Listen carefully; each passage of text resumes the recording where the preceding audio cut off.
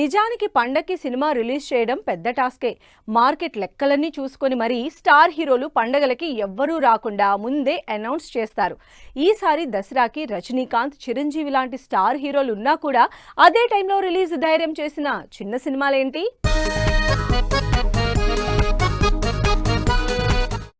October 15, 16 star హీరోల సినిమాలు ఉన్న దసరా సీజన్లోనే సినిమాలు రిలీజ్ చేయాలని చిన్న హీరోలు కూడా అదే టైంలో ఆడియన్స్ ముందుకొస్తున్నారు. లేటెస్ట్గా అక్టోబర్ 17న వీసా మూవీ రిలీజ్ అనౌన్స్ చేశారు మేకర్స్. అశోక్ గల్లా, రాహుల్ విజయ్, గౌరీ ప్రియ లీడ్ రోల్స్లో ఇంట్రెస్టింగ్ లవ్ ఎంటర్టైనర్గా రాబోతోంది వీసా మూవీ. లేటెస్ట్గా రిలీజ్ అయిన టీజర్ సినిమాపై బజ్ క్రియేట్ చేస్తోంది.